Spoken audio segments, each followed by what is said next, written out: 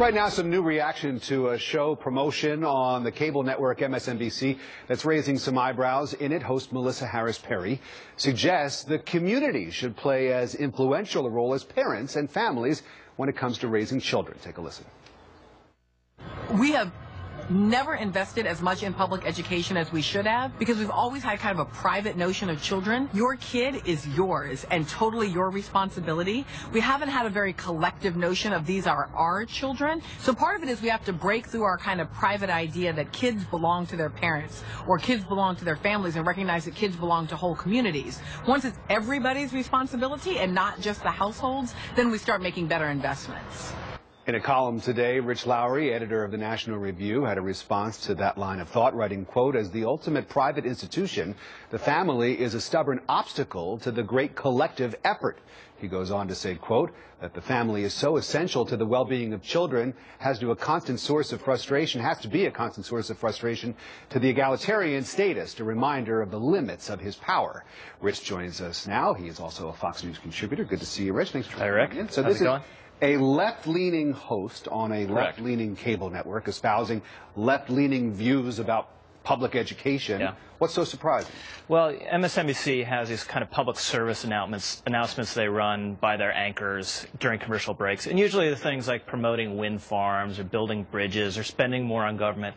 This one is just stopped you cold. Because she's saying literally that we got to get over the private notion that parents and families have primary responsibility for their children.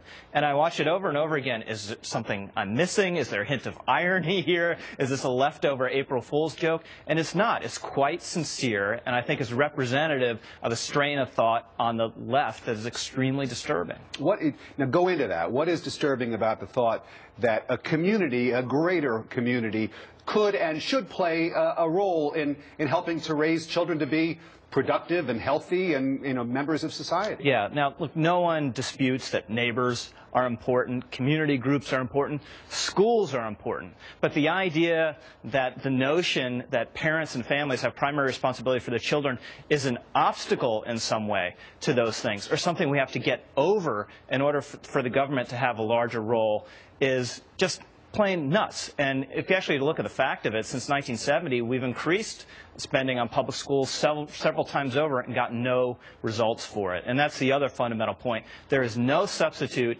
for the well-being of children of parents, and you're never going to have a government substitute for that. This is along the lines of what Hillary Clinton wrote about a number of years ago in her famous book, It Takes a Village. Can it be both?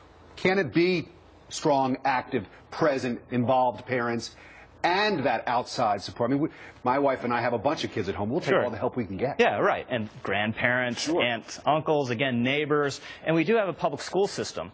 But the fact that you and your wife care more about your children than anyone else does is not an obstacle to us having a private school system. And it's not something that we need to get over. And this is the other thing, is just the children who have engaged parents and have intact families and have two-parent families, they get huge social advantages. There's no doubt about it. Now, the answer is not more government spending. It's having more of those kind of families. And again, there's just no substitute for that.